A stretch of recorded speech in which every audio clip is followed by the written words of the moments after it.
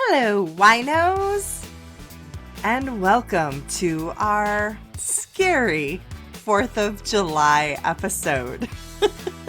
Dun-dun, dun-dun, dun-dun. Imagine you are entering the waters of your new workplace. All right, I can't even continue with that. Okay, yeah, but for sure, this episode does come with a content warning. Not for gore, not for horror, but for workplace sharks. Just in case Julie's singing didn't give it away. You know, those things may not show up right away. You get there, the water looks calm, the job description sounds normal, and then suddenly you feel this little tug at your ankle. And you think, oh, that's weird. But someone says, oh, no, don't worry about it. That's just how leadership works here. Now, I don't know about y'all, but I already have the heebie-jeebies. Jules, I think we're going to need some very special wine for this one. So, what are you drinking? Okay, so special is definitely one word for it.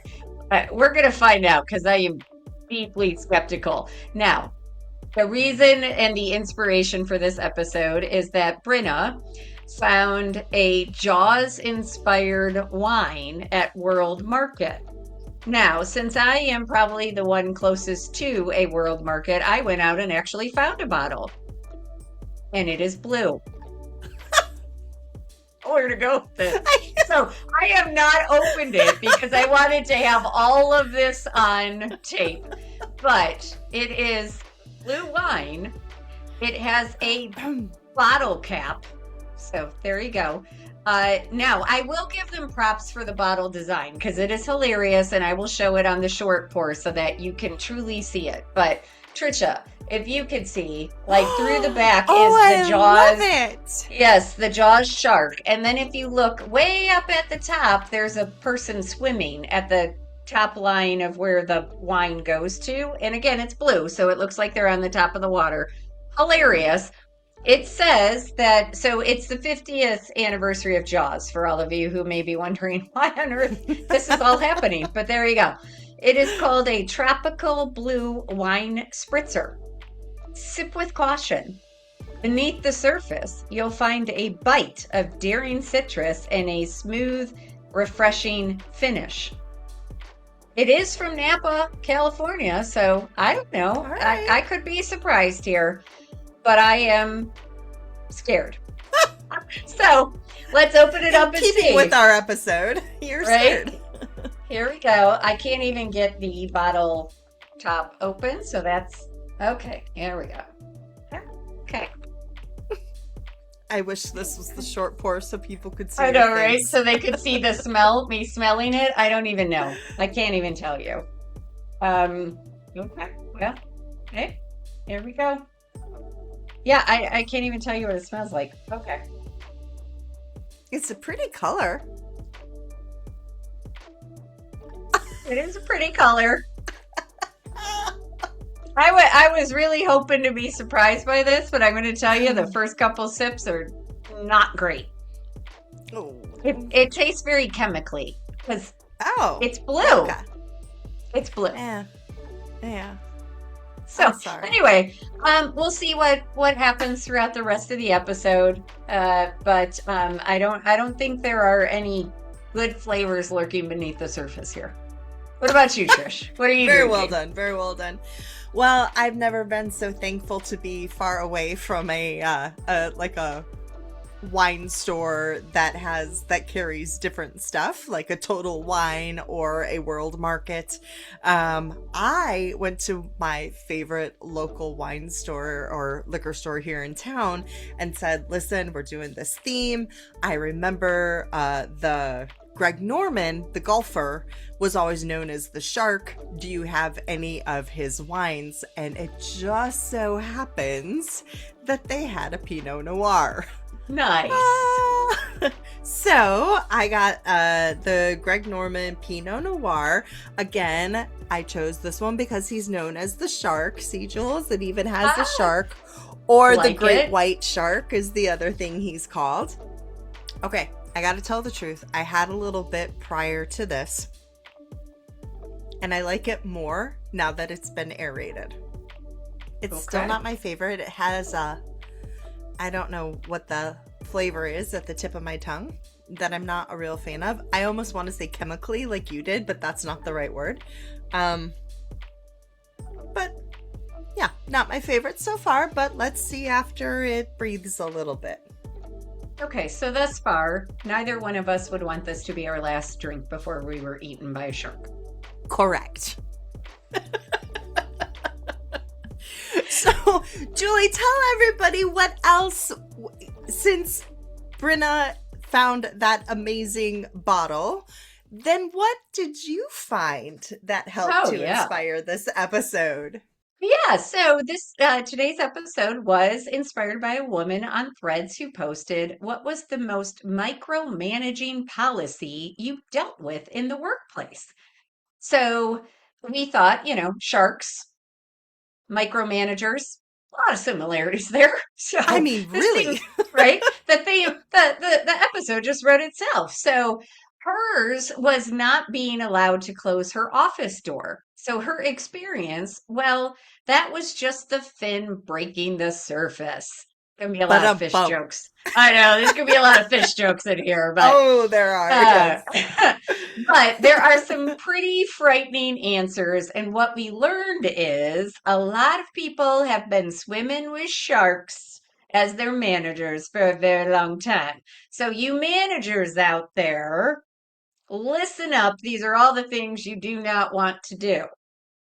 So, number one, smile. The water's fine. So, control disguised as culture. One of the first shark behaviors that people described was this obsession with visibility. So, rules that weren't about work, but about being seen or looking like you were working. So, like, no headphones allowed because it makes you look unapproachable, or which is wild because headphones usually mean I'm trying to focus and not lose the entire afternoon. So, Here, here. But to a micromanaging shark, still water is suspicious. If they can't see movement, they assume something is wrong. That's not culture, that's circling. Ooh. Another warning sign, people not being allowed to change their desktop wallpaper. Okay, let me repeat that. Their wallpaper.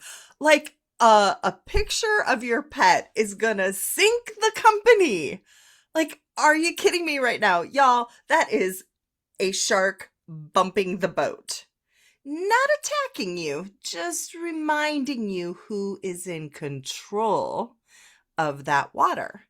Micromanagers love their tiny little rules. They're easy to enforce, hard to argue, and honestly, they keep everyone super tense, which is extremely counterproductive to what they're actually trying to do. Yeah, not the culture you want to promote. So, No. no. No. Okay, next one. Keep your arms inside the boat at all times. Surveillance as accountability. Okay, so this is where the music really starts to change. Someone shared that their manager demanded the password to their work email so they could, quote unquote, organize it, which is already a massive boundary violation. But then it gets worse because the manager would read the emails first and then get mad that the employee missed them, That's which, amazing to me. right? Like Just died. that is not only not leadership, that is gaslighting. Like Oh, for sure. that's 100%. that's abusive. Like a lot of these are really sounding like abusive relationships, right? And everybody's had that manager that they're like, again, we've said it a million times before. People quit their jobs because of their managers and their bosses, not because of a lot of the other reasons we would typically think. So that is tossing chum into the water and blaming the swimmer who gets their leg bitten off. Accountability, Gaslighting. right? Yes. Accountability without trust is not accountability. It's a trap. One of my other favorites was the one about the timesheets. So this one involved remote employees, and those employees were required to account for every single minute minute of their 8 hour day. Uh, and of course, my favorite part was the person who shared this one actually included on their accounting sheet all of the time they had to spend filling out the timesheet itself, which was like a crazy amount of time. It was 20, 30, 40 minutes or something like that. So let's be real. At this point, no one's swimming. No one's getting any work done. No one's being productive. I'm guessing people are actually disengaged. Everyone's just trying not to bleed out. So while it may create the illusion of control, no, your productivity quietly disappears beneath the surface. Wow. I don't know what to say to that because how could you get anything done if you have to count for every minute of your time? Because Can you'd be you so busy imagine? accounting for your time, you wouldn't ever get anything done. Yeah. Wow. Mm-hmm. Okay. I just have to interject. I know we typically circle back to the wine at the end, but oh my So God, sorry. is this bad? I'm so sorry. I mean, you know what though? Oh crap, I got rid of my extra wine glass. I normally have an extra wine glass in here. I was gonna desperate times call for desperate measures. I got a little bottle of my Grazie White. I'm just going to drink it out of the bottle, man. Oh no, I can't. And now I have this horrible taste in my mouth. It's so bad. Oh my gosh. Ooh. I click, click. I'm taking Oh, pictures of you doing that. oh. Do you think that's why sharks spit out humans? Because they taste so bad? Okay. Anyway, sorry. This Tangent. is Woo, this episode is going down like a boat. To the bottom of the ocean with the Titanic right now. Here we go. You know what happens though? Eventually, our sharks stop circling and they start biting. Chris is trying to get me back on track. Yes. So these all come, it's kind of like how we got our HR horror stories for Halloween. These come from a thread that, again, this woman initially posted saying, "What's the worst micromanaging policy you've ever come across?" And these were all people's responses. So these are true. They're so Um, much fun. I mean, I they're know they really horrible, are. and we'll talk But about that part later, but just for yeah, now, they're fun. yeah. So some stories cross from frustrating into genuinely dangerous. One that stuck with me was from a cardiology office, okay, where they're trying to keep people alive, presumably. I I don't mean, know, presumably. presumably, where management thought phones weren't being answered fast enough. So they took away voicemail. Again, at a cardiology office. So again, that's the shark hitting the boat, or in this case, maybe the orca and the yacht, you know, I, uh, truly, yeah. right? But it is control overriding common sense. And that's where micromanagement stops being annoying and starts being harmful. I think there was another one too, Julie, that where you talk about like just going so far overboard.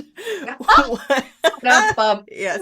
But um was the one where the woman was required to or I think it was a woman, I can't remember.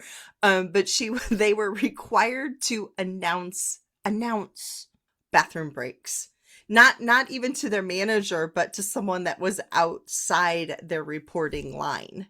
So like it makes so little sense to me. Like this is not managing work, this is absolutely showing dominance. Like I am picturing Jaws right now, just kind of swimming through the office and just being like, I am the big baddie of the world, or whatever a shark says. But like, oh my god, no, that is reminding everyone You are in my water. I have control, and really, you don't matter.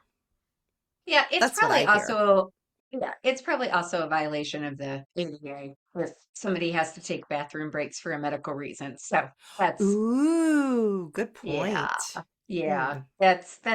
That is definitely a dangerous one right there. Ugh. So, like coming kind of back around, maybe not the most serious, but you also have the death by 1,000 nibbles. So these are when we're getting petty. So these are your micromanagers who are just like, if I have to be here, I'm gonna make everybody's life miserable.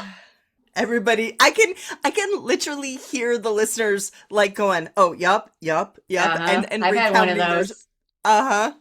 Yep, yep. So again, these aren't the dangerous ones, but they were unforgettable. Like the person whose manager trained them how to hang their coat. That was 30 years ago for this particular person, and they still remember it. So that's the thing about sharks. They don't need to bite hard to leave a mark. Another one that I found particularly interesting, and again, the little death by 1,000 nibbles doesn't seem like much when you first look at it, but then when you think about the impact it has, how horrible is this? Forced mandatory sharing, mandatory enthusiasm. Like people can't spot that fake stuff a mile away.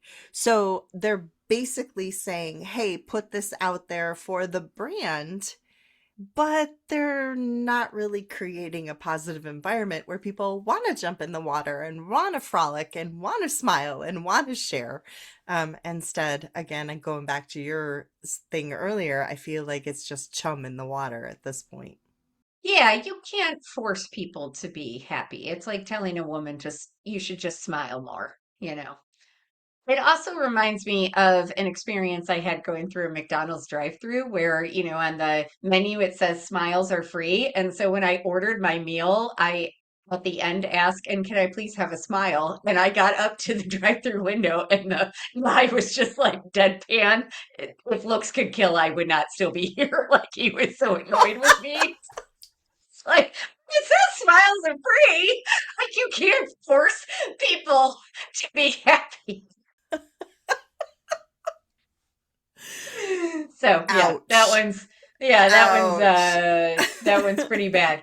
And then my personal nightmare is a manager who said that every email had to be reviewed and approved before sending. You know what that says to me? That manager did not have enough to do. Yeah. Like real work. Truth. Because that's crazy. And can you imagine that the anxiety that that created for the employees under this manager? Like, if No. you don't trust someone to send an email, that's crazy. Like, you don't have an employee problem, you have a shark problem, you have a Nah, manager nah, problem. Nah, nah, nah. nah, Yeah, nah, exactly. nah. Like, plus, how unproductive for the company. Like, if you were this micromanager's manager and you found out that they were requiring every single email to be reviewed by them before it was sent out, oh no, no, no, no. This is why we say managers are so often promoted because they're good at their job, not because they're good at managing people, because that person did not get promoted because they were good at managing people if you Uh-uh. knew that they were reviewing every email before it went out. Uh-uh. And what do you think that manager is doing now with AI, where everybody can like run it through AI and make it all like formal or funny or civil or I don't know. I don't yeah, know. no. Reading a bunch of AI written emails and going, how can I make one comment on this so that I can prove that I still need to be here? Uh-huh. I don't know. I don't know why I'm from the South all of a sudden. It's the blue wine. It's the And very bad blue wine. That's what it is. we'll go with that. Mhm. All right, y'all. So, how can you swim with these sharks without getting eaten? We're going to talk about survival here because look, I understand, Julie understands, not everyone can just get out of the water like right now. Now think about the Jaws, get out of the water, and everybody's running. Like, right? We cannot do that. So what we're gonna do is give you some tips. Now, they're not to tame the shark. Everybody knows you cannot tame a shark. What we're going to try to do is give you tips to protect yourself while you figure out your next move. And we've broken these down, of course, going with our theme. One of the ways to avoid being eaten is to have like these very small, predictable movements. And so for that, we're going to say proactively update. What we mean by that is your micromanager, look, they are fueled by uncertainty. Silence, not speaking with you, not feeling like they have control, it absolutely makes them spiral. So instead of reacting all day, give them clarity once on your terms. So I like to say, think short, boring. Just a quick update of what you've worked on, what you're going to work on next, and anything that you're blocked about. So don't over explain. Do not like put all of your emotional ties into this, your emotional labor, right? It's basically do not chase their approval. All I want you to do is communicate, document. And then if they continue to hover, if they continue to circle like a shark, then that's not on you, right? That is on them. Hopefully, though, this is going to reduce those drive-by check-ins and create, again, that paper trail that Julie and I are always talking about, because honestly, it is so helpful if ever you need to speak to higher ups and be able to say, well, I did this, I did that, I tried this, you have all of that documented. It's your life preserver. It is. Going along with the predictable movements, ask for outcomes, not instructions. So this one is very subtle but powerful. So instead of asking, how do you want me to do this? Because they may respond with, I would like you to hang your coat in this exact fashion on a hook. A hook. Hook, yeah. Oh, yeah, a hook. Um, that invites micromanaging. So instead of asking, how do you want me to do this? You ask, what does done look like? Or, what matters most in the final result? So you're shifting the conversation from process control to outcome control. That's where management is supposed to live. And if they struggle to answer that, it tells you something important. They don't actually know what success looks like.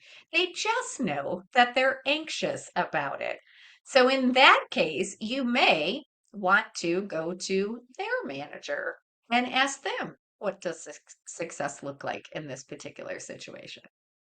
Our next tip, we're going to switch it up a little bit. So, one of the other things that we can say to keep yourself safe in shark infested waters is to stay near the boat.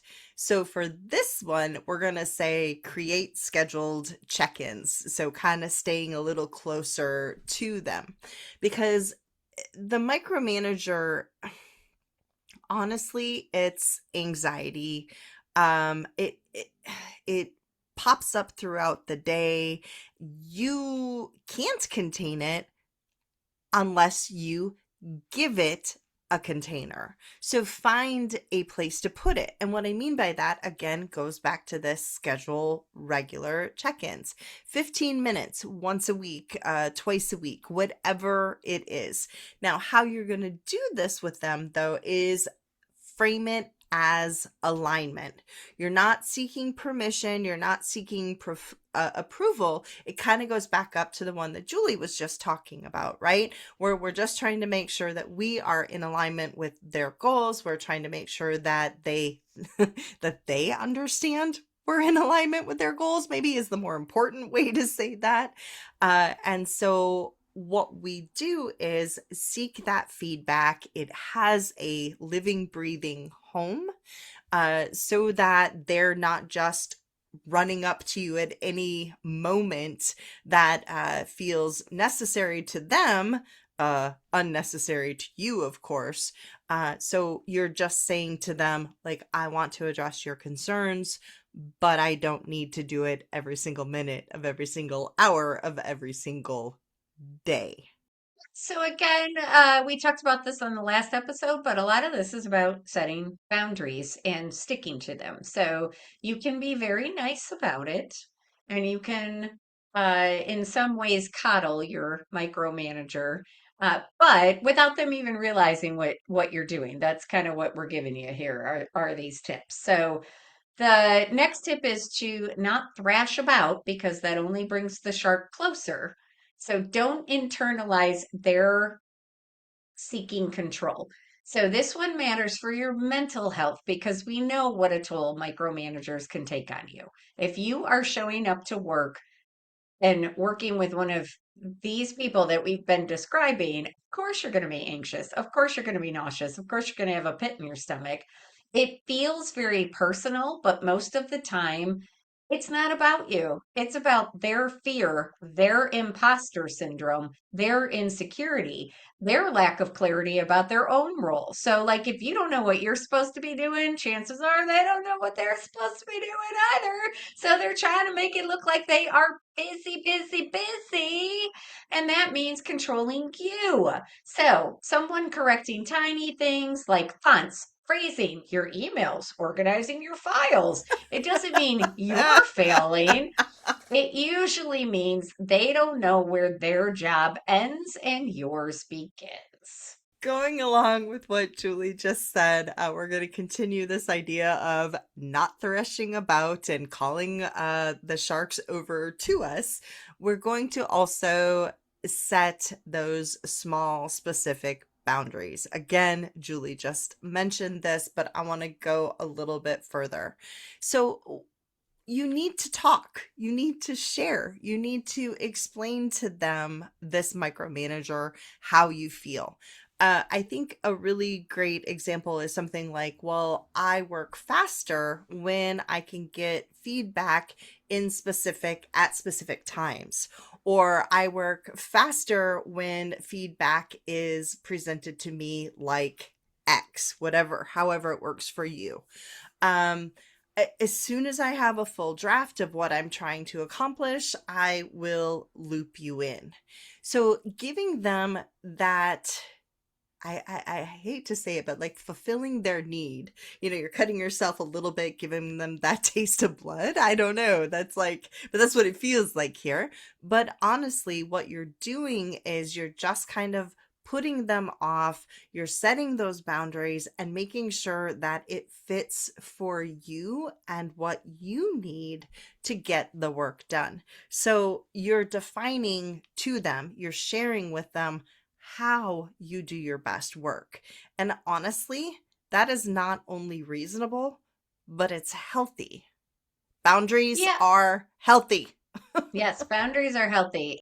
Well, and one thing that might feel really hard with what Trisha was just talking about setting boundaries is that the micromanager's goal is to make you feel anxious and uncomfortable. So when they come to you and you're like, oh crap, I got to set a boundary. I got to be firm. I got to be strong. I got to be whatever. It can be really hard to portray that you are not anxious, which is what they want to see. So again, if you can come up with a script that is something along the lines of, you know what? I think it makes more sense if I wait to give you an update until I've finished formulating my thoughts. I should have that to you by the end of the day or tomorrow morning or whatever. Always give yourself some leeway. And then you end with, is that cool? Right? That makes sense, or something like that. Then it gives them, it's harder for them to respond and say, no, no, no, no, I need it right now. So just a little tip there. Our last tip is that you have to know when it is time to get out of the water. So here's the hard truth we don't love, but we have to say some micromanagers are never going to get better. They are not going to change their ways, no matter how competent you are, how accommodating you are, or how communicative you are. If the trust never increases, if the boundaries are punished, and if control escalates when you succeed, then that is your signal. Now, before you jump out of the water or onto the boat, whatever, um, the one thing I would say is you may want to take a chance because you've got nothing left to lose at this point. If your next move is I have to leave if things don't improve, maybe try going above your micromanager's head because chances are they know that this is a micromanager. And if you are good at your job and you are a good employee, they aren't going to want to lose you, but they may not understand how close you are to leaving. So I would do that as a last ditch effort, but then if that doesn't work, yes, have your exit plan ready, be prepared to go. That's right. I'm 100% with you. Y'all heard it from Jules. Get out of the water. When we really take a global view of all of these stories, it points to the same root problem, which is fear. Our micromanagers, like, they lead with fear, which is their teeth, by the way. Good managers, they don't need to do this. They don't need to lead with fear. They don't need to circle. You guys can picture the people in the water with the shark circling them. Like, they don't need to do this. They trust their employees. They encourage them to swim. So I would encourage you to think about all of our tips, think about what you are experiencing. And honestly, if something does feel off, trust your instincts. You're not being dramatic. You're not lazy. I don't care if someone tells you you are. You're just realizing that Jaws is coming for you, and you're allowed to get out of the water. Yeah. Don't wait for the theme music. Na, Don't be na, that person in na, yeah, don't be na, that person in the scary na, movie na. that goes up the stairs when they should be leaving the house, like I'm going to run into the abandoned shed instead of into the running car. exactly, exactly. Yes. So I hope that you guys all enjoyed this episode. We know we made light of a lot of things. It's all can feel very serious at the time. And again, keep that in mind. If there's one thing you take away, it's that what Trisha just said, micromanagers operate out of fear. And as long as they can impart that fear to you, they have control. If you recognize that you don't need to be scared of them, then you take some of that control back until you can get to a better place, whether that is within the same company, in a, outside of this micromanager, or in a different company altogether. That's part of what you have to figure out, but you don't have to be controlled by this fear that this micromanager has. So that's my final parting word. Any final parting words from you, Trish? Mine would be if you're on the flip side of this and you are the manager and you're recognizing some of these traits in yourself, then maybe start looking, do a little introspection. Why is it? Is it that you do feel like you really don't understand your job? Is it that you feel you are that imposter syndrome? Whatever the case may be, reach out to Jules and I. We can help you. There's a whole reason that we made our manager boot camp. It's to give you the tools and the practices that you need to be a successful manager and not be a shark. Love it. Okay, with that, we are going to end this episode. We have to get back to our wine. It's still terrible. So, um, I don't know. What about you, Trish? Any Um, better? a little, yeah. I'll say that the aeration definitely helps. I'm not a big fan of his. So not a shock. I'm not a fan of his wines either, right? I used to like his champagne or whatever you call it when it's not out Sparkling. of the champagne Sparkling wine. region. Yes, yes. But yeah, I'd have it again. I wouldn't do what you're doing and just like, not drink it. Just like Jaws, don't go in the water. Don't drink the blue wine. Just don't. On that And note, on that note, please subscribe wherever you get your podcasts. Follow us on social media. We love ya. Swim fast. Cheers. cheers.